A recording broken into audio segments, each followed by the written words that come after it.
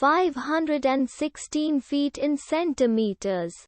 First of all, we need to know the value of 1 foot in centimeters.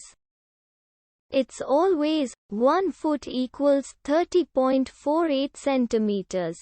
Now we have to multiply 30.48 by 516. Therefore, 516 feet times 30.48 centimeters equals 15,727.68 centimeters.